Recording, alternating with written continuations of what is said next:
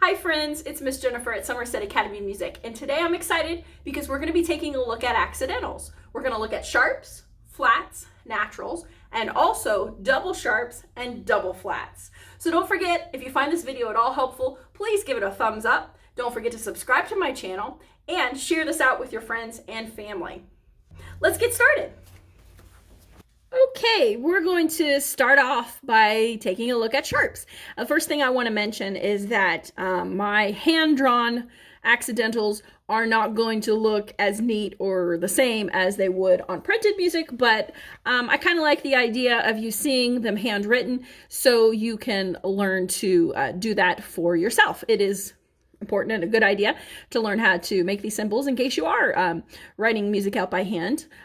You'll know what they look like. So first, let's talk about the word accidentals.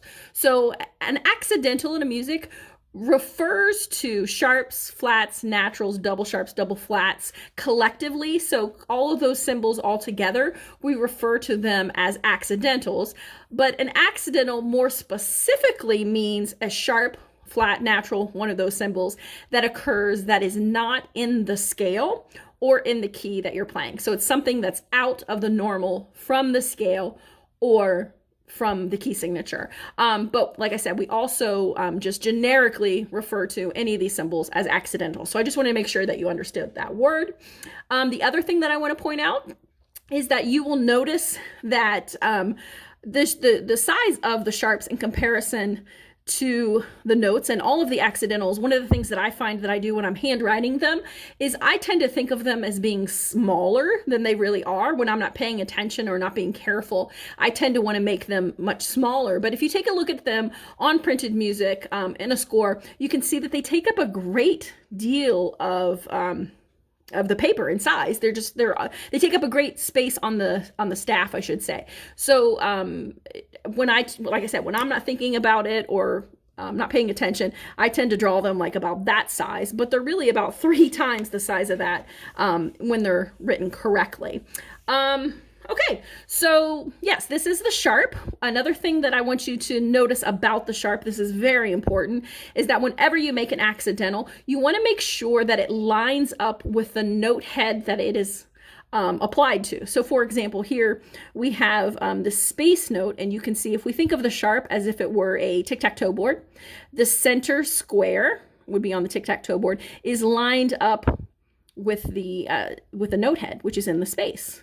So you can always make sure that this center part of the sharp should line up with the note head. If we look at this line note here, you can see again that the center square of the sharp has the line in the middle that's lined up with the note head. So that's really important because that's how you can tell when you're looking at maybe a chord or a group of notes and there's a lot of sharps and a lot of notes. That's how you're going to be able to tell which note the sharp should be applied to. And like I said, that's true for whether it's a natural or a flat. When we take a look at those other accidentals, I'll point out to you what I'm talking about with that too. So also, as we're working on this today, I'm going to refer to all these notes as if they're on the treble clef, but all the rules that I'm talking about today will apply to any other clef as well. I'm going to go ahead and let's go ahead and draw in a treble clef just so we make sure that that's clear, that we're going to, when I refer to the letter names of the notes, I'm going to refer to them as though we were working on the treble clef. But like I said, these rules that I'm going to share with you would apply to any clef. Okay, so the most important thing we want to know about the sharp is what it does to the note. So a sharp raises the note a half step or a semitone. So remember, on a piano keyboard, raising a note means we're going to move it to the right. A half step on the piano is going from one key to the very next key, whether it's black or white. That's how we raise a note. And a half step or a semitone means the very next note. So let me draw a little keyboard right here so we can see what we're talking about. Okay, so this would be the note F on our piano keyboard, the white key, and then these represent the black keys. So the key that's to the right, immediately to the right, one key higher, would be right here. So that's how we make that note sharp. So that this F sharp, instead of playing the white key, he would play the key immediately to the right. That's F sharp. Here we have the note G, Again, if we make it G sharp, then we're going to go to the key immediately to the right. So there is our G sharp right there. Okay, next up I have for you here flats. So you can see, again, notice how big they are in comparison to the note. They take up, again, a lot of space on the staff. And again, this circle portion of the flat, they look like lowercase b's, but you'll notice that the circle part of the flat is a little more heart-shaped than the letter B. That circle part of the flat is going to be what you're going to line up with a note head. So again, if this is a space note, we want the flat, the circle part of the flat should be in the space. A line note, the circle part of the flat lines up with the line. Okay, so I always like to think of flats as working the opposite direction of sharps. We just talked about how sharps raise the note a half step or a semitone. Flats do the opposite. They lower the note a half step or a semitone. So let's look at these two notes on my little keyboard here, what I'll draw in for us. Apologize again for the sloppiness. Okay, here we have A and B flat on here. So on our keyboard, piano keyboard, here's the note A and here's the note B. If we lower them, we're going to go to the left, and we set a half step. So here's the note A. Going down a half step means we're going to go to the key immediately to the left. There's our A flat. Here's our B, the key immediately to the left. There's our B flat. Okay, hope that makes sense. Now, both sharps and flats, we should mention, most of the time flats and sharps are black keys on the piano, but it is also possible for them to be white keys. So let's take a look at an instance in which that would happen. So let's do, we'll take a look. You might have noticed on the piano that there are spots where we have two white keys in a row that do not have a black key in between them. And that would happen between B and C would be one of the spots. Another place on the piano where it does this would be between E and F. They're two white keys right next to each other without a black key between them. When we're in a situation like that and we're going to raise the note a half step or lower the note a half step, there's not a black key to go to. So in this case, our sharps or flats could be white keys. Let's look at the letter C. So here's our C on the piano. Let's say if we're going to flat the C, we're going to, again, like we did with the other two, we're going to move to the left, to the very next key to the left, lowering it a half step. There's not a black key to go to, so in this case, we would go to the white key. So the note a half step lower than C would be right here, C flat. C flat is the same key as B. C flat and B are the same letter on the piano keyboard. And then we can think about it as a sharp. Like we talked about before, here's the note B. If we raise the note a half step, there's not a black key to go to, but we can still sharp B. We're going to do that by going to the very next key to the right. So that means a B sharp would be right here. It's the same as a C. And there are instances in which we would want to use C flat or B sharp. That can happen. So we might talk about that a little more later or in another video. I know my next video I'm planning on making is going to go into great detail why things like B sharp and C flat are important. Okay. Next up, we have the accidental that I'm the worst at drawing. I always have the hardest time drawing natural signs. These are called natural signs. And when I draw them, or I try to think of them as two sevens. We have a right side up 7 and an upside down 7. Still doesn't help me to make them any better, but this is sort of what they look like. Again, they'll look different on printed music. Just like the sharp and flat, we want to make sure that the center part of the natural lines up with the note head. So if it's a space note, we want to make sure the square part of the natural sign lines up with the space note here, the note head on the space.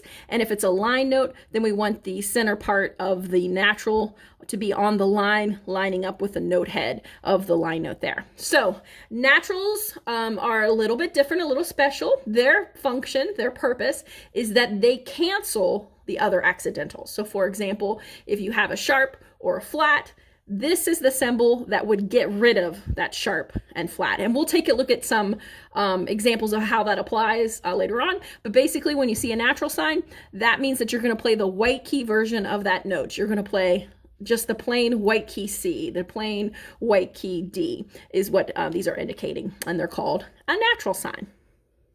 All right, next we're going to be looking at what's called a double sharp. Now, these are kind of rare.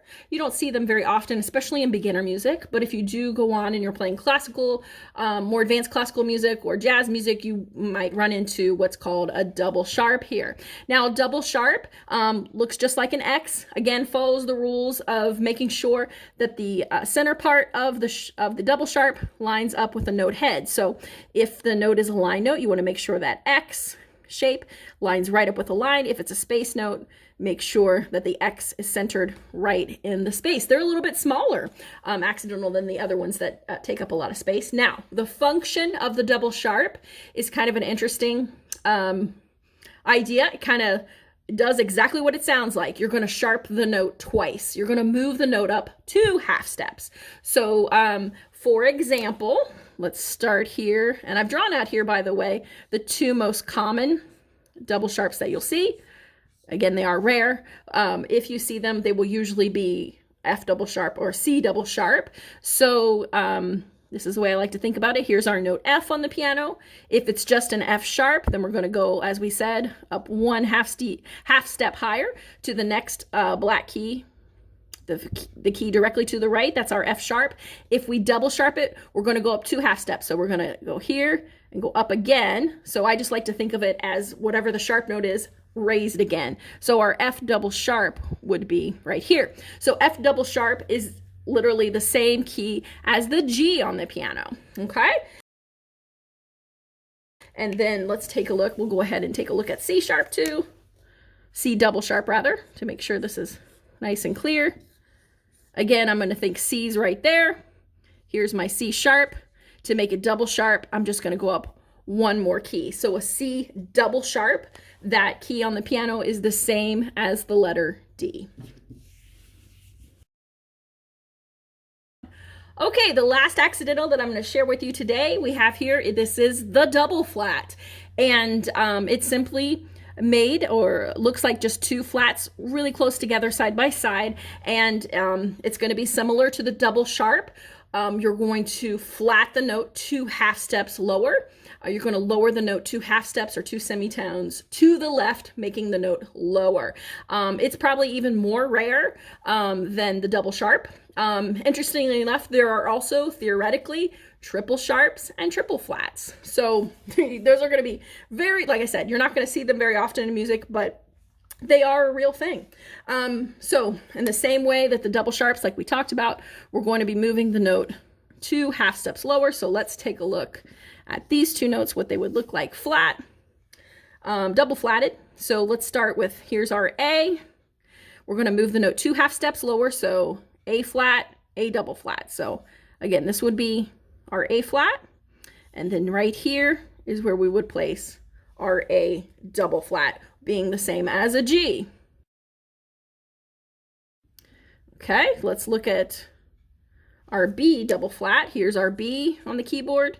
Here's our B flat. We're going to move it down yet another half step. B double flat is the same as an A. So I think you can probably start to see that we tend to think of notes on the keyboard as having 1 letter, but in reality, all of the notes on the piano have multiple letters in which we can refer to them. Now that we've identified all the different accidentals that we can encounter in music, now let's talk about some of the rules that we need to know on how to apply these to our music when we're playing them. So one thing that's very important is that accidentals always precede the note. That means they're going to go in front to the left of the note head. They never go after the note. They're always in front of. Now, I think the reason why people get confused with this is because when we write out the letters, like for example, here we have a B flat, that's how I notate it on the score. But if I'm going to write out the letter B flat, I actually put the flat after the letter. So accidentals always come in front of the note, but they're after the letter. So that's one important thing that is true for all of our accidentals that we talked about. Same for sharps, naturals, double sharps, double flats. The placement is always to the left of the note head, and also making sure again that we have it lined up with the note head. That's very important as you add more notes, bigger chords. These rules are really important to help you decide what note the accidental is affecting. Okay, let's talk about another important rule with accidentals, and that is that they last for a whole measure. So let's say, for example, we had 3 notes in this measure. We had 3 B's, There's our bar line. Okay, this accidental, this flat, is going to not only make this B here flat, it will also affect any B's that come after that B until the bar line. Now, the B's also have to be in the same octave. So that means if we had another B up here, this accidental would not turn this one into a B flat. These would be B flat, but this would still be B natural unless the composer put a flat sign in front of that. Then that B would be flat as well. Same thing with a B that's in the lower octave here. This would be B natural unless the composer puts an accidental there. Now, but any B's that are in the same octave that follow it, they will be flat. Now, when you get to the next measure, the accidental does not affect notes in the next measure. So we've got B flat, B flat, B flat after the bar line. This comes back and is again B natural. Now, the only exception to that is, because there's always an exception, right? If these notes are tied. So because this note is a B flat from this flat, if you tie it to another B in the next measure, then this one will also be B. But any notes that come after that that are not tied would revert back to B natural. Now, again, if this were tied again like that, then the B flat will continue until the tie ends. Another thing that I want to show you too about the B, that it lasts a whole measure, is also in an instance like this. Say we had 4 notes here. This is another place where it's kind of interesting. The notes don't have to be repeated for the accidental to continue on. In this case, it will be the same way as well. So we've got B flat, C, D, B flat. So this flat would also make this B flat. It doesn't matter what's in between. It's just, it lasts the whole measure no matter what, unless, of course, the composer didn't want us to play this B flat. Then the way that they would take care of that is that, again, he would give us a natural sign there telling us, don't play that B flat. This is B flat, C, B natural. Okay, hopefully that makes sense. And again, this rule applies to any of the accidentals. These could be sharps and flats, works the same way. So another type of accidental you might see is what we call a courtesy accidental. And this isn't always used in music, but you will see it occasionally. So it's important to know why it's there. It's called a courtesy accidental. And what it will be in a similar situation like this, like we were saying, we have 3 B flats, and then this goes back to B natural. Oftentimes the composer will put a natural on this B. Even though it doesn't need to be there, this note is already a natural. Sometimes the composer will add a natural sign in as a courtesy to help you remember to play this one natural, especially since you just played 3 B flats in a row. Sometimes you can get caught up in the B flat. Sometimes it's nice to have the courtesy accidental to remind you to play B natural. Sometimes they will just write the natural just as it is here. Oftentimes, to make it even more clear that it's a courtesy, that it doesn't need to be there, is they will add parenthesis around the accidental like that. So again, we'd have B flat, B flat, B flat, B natural. Where this is even more important too, sometimes also, not even if you're just playing a few, but say you had notes like that, it could be the same way. So we've got B flat, C, D, B natural. Sometimes it's, like I said, you just get used to playing a certain black key and then you want to go back there. So courtesy accidentals can be nice for that reason. Now, let's talk about key signatures, because that's another place where we could get involved with some courtesy accidentals. Let's say, for example, we're playing a song that's in the key of G. So that means that we're going to have an F sharp in our key signature. So key of G, this is what the key of G looks like. This F sharp right here, this accidental right here, is going to make all the F sharp through the entire piece. So when we have Fs in the song, the sheet music will not necessarily have the sharps marked in front of them. This is another way that the composer can add sharps or flats, accidentals, to the song by placing them in the key signature. And it's our responsibility as the performers to remember to play these notes sharp. Another interesting thing about this kind of sharp as opposed to the sharps that we just add is that this sharp applies to all octaves. So it wouldn't matter if it is the F that's down here or the F that's on the same line as the accidental. This kind of sharp in the key signature applies to any octave. It could be no matter what octave it is, the F is going to be sharp, with the exception of the way that they would make the F not sharp is, of course, once again, through the use of a natural sign. So we could have this F could be played sharp. This one would be natural. Now, here's something interesting that we talked about before. Since accidentals last a whole measure, this natural is going to also make this F natural. Now, if there were another F in the next measure, I don't think you can see that, kind of off camera a little bit. Here, let's move this over a little bit. Let's say our measure ended here, and we had started off the measure. This one would be sharp. So we'd have F sharp, F natural, F sharp, because this is in a different octave than that natural sign, F sharp, F natural, because of that natural sign, back to F sharp. So hopefully that's kind of a helpful little demonstration of how they can work. If we've got sharps in the key signature, we could have flats too. It's unusual, but it could happen. So they could do the same thing with a flat. Let's do it here. So what if the composers decided that we wanted to start with F flat, which we learned a moment ago is a white key. F flat's the same as E. So here we've got F flat. This one would still be F sharp because it's in a different octave than this accidental. This one would be F flat because this accidental is making this one flat as well. F sharp from the key signature. And let's say there's an F here. This one's going to be F sharp, whether it's here or here. And we could, again, have a courtesy accidental. Could be another thing that the composer could add here, especially in this confusing situation with all the flats and sharps. We could have a courtesy accidental just written just as that, or it could be even have parentheses around it like that. Okay, now that we've learned a lot of the rules about sharps, now let's talk about placement and the rules that apply to when we have two or more notes. Let's start with two notes first. So let's say, for example, we have, let's do F and A here. We've got these two notes. So this is where, again, when we're talking about the placement of the accidental is really going to be helpful for you to identify which note, in this case, is going to be played sharp. Let's say we just had these two notes sitting here and someone wrote a sharp there. It's really impossible to tell which note do they mean, but because we know how to play sharps, it should be clear, if the music is written properly, which note they want us to play sharp. Let's say, for example, they want us to play the A sharp. Okay, so we've got an F and an A sharp. So the sharp, again, should be placed in front of the note that it is playing. And because it's on the A, the space note, you can see the center square, the center portion of the sharp is lined up with the note head of the A.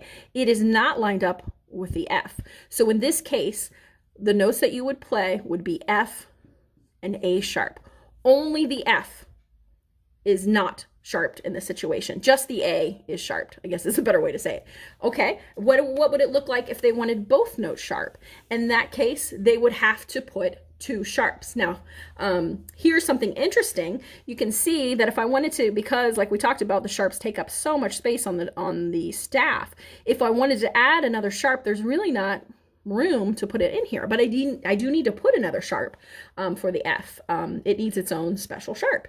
So in that case, one of the rules in which we add sharps, we place them on the music when we have two or more notes, is their placement. You're always going to put the sharp for the highest note is going to be closest to the notes, and then the other sharps, as you add them, will move out to the left, further away from the notes. So I've got my higher note is A, so my sharp goes there, and I'm going to make my F sharp, so my F sharp is going to have to move over to the left a little bit. It's also a space note, so I want to make sure that I've got my center part of my sharp lined up with my space note here. So that's how it would look if we wanted two sharps, okay? So you have to stagger them when the notes are close together. Now, when you get to intervals that are a sixth or above, it changes a little bit. But before we look at that, let's do a fifth interval, just so you can see the same thing happening here.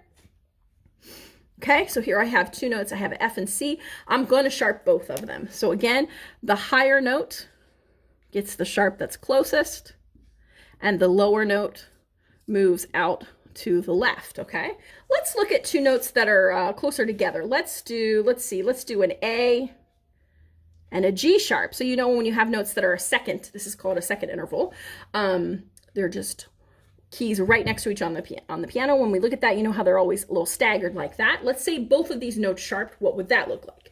Again, we're going to make the higher note gets the sharp closest to the heads, and then we stagger the G sharp out to the left of the keys. Again, making sure this one's a line note, so we know it goes with this one.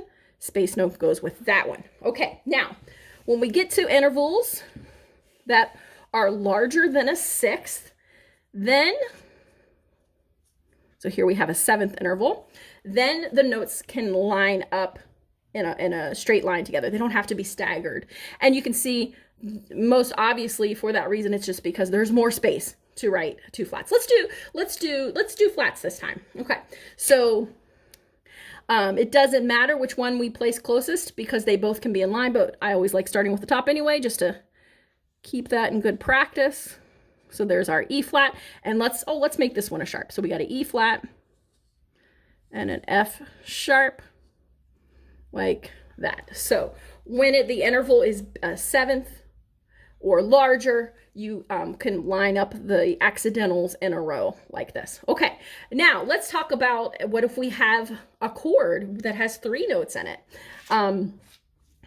Just as we did before, let's do an F sharp major chord, because that has all three notes are sharped. Okay, so actually we're going to need more room here because we got to put a lot of sharps in. Okay, so again, we're going to follow the same rule. We start with the highest, then we go to the lowest, and then the center note. Okay, so we're going to have our C sharp will be the sharp that's closest. Space note, make sure that space is lined up with the note head.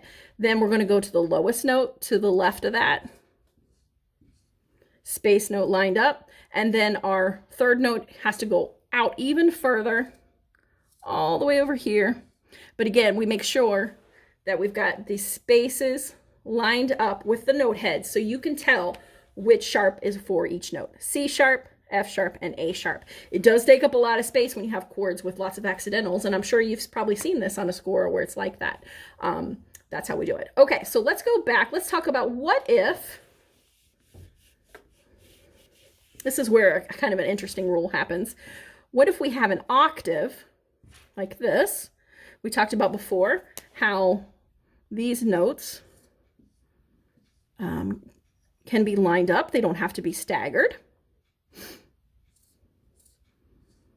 Okay, but let's say we have a note that's out beyond the octave. Like, for example, let's say, what if we had let's do a G here.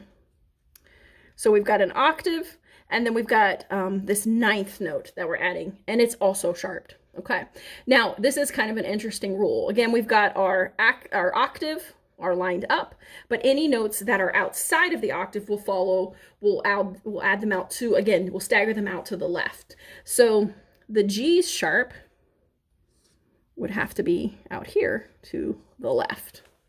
Okay, and one of the reasons why that's so important, octaves are so common in piano music that you want to get really good at being able to spot them. And that's one of the reasons why I think this rule is so important, because here I'm going to see, here's my octave, and then I know that this is outside of that octave. If we reversed them the other way and put the G in line and put the F sharp out to the side, I think that would be confusing. It's harder to see the octave in that way. Okay, I have one more thing I want to show you before we go, and that is how we apply accidentals to a chromatic run. Now, a chromatic run as opposed to a diatonic run. A diatonic run would mean that the run would follow the patterns of whole steps and half steps that are in major and minor scales. A chromatic run or scale is going to be one that's made up of entirely of half steps or semitones. So that's going to be like, for example, if you're going up the piano and you're playing every single key, white, black, like that. When you're going F, F sharp, G, G sharp, A sharp, so on and so forth like that. That's a chromatic run. So there is a special exception that we do when we're creating runs of that nature. Okay, so I'm going to take you through and show you how that's going to work. So let's say we had something like this, and we're going to add in some accidentals to make this a chromatic run. So let's say we're going to start on F natural. Okay, so there's our F. That's fine. Let's move these over a little bit. And then our next note, a half step higher, would be an F sharp. So we're going to add our sharp here, like that. Okay, then our next note going up chromatically would be G. And then after that, we would, of course, have G sharp. Okay, now let's say that's as far up as we're going to go, and now we're going to start coming back down. So we're on G sharp, and now we're going to come back down. Now, when we do chromatic runs, we're going to use sharps on the way up, but when we come down, we'll use flats. So the black keys will be called sharps on the way up, but on a chromatic run, when it comes down, we call them flats. So we're on our G sharp. Okay, so now we're going to go back to G. Now, what's important to know about this is because remember, sharps affect notes that come after them. Since we put a sharp here on this G, if I just put a G right there, then that G is going to be sharped also. So we need, as you can probably guess, we need a natural sign. So when we get here, we're going to have to add our natural sign. Okay, good. And then the next note coming down from our G natural would now become G flat because we're using flats. So here is our G, and we're going to need to put a flat like that. Then the note, which you can't see because I've run out of room here. Let me adjust the camera a little bit. Give us more space. Okay, so then after G, coming down, our next note would be F. Now remember, over here, we made this note F sharp. This F is still in play if we're in the same measure. If we started a new measure, then all of these accidentals are done, of course, but we're going to say these are maybe eighth notes. We're still in the same measure. So this note, this F natural, we're going to have to put our natural sign in, or else this sharp is going to make that one sharp. And then we're going to finally end on our note down from F natural would be an E. This note doesn't need an accidental. So let me just double check, make sure we did this right. We got F, F sharp, G natural, G sharp, then we're going to come back down, G natural, G flat, F natural, E. And then if we went on down, if we go down further, then you're going to want to use flats and then also put in the appropriate naturals where they're needed as well.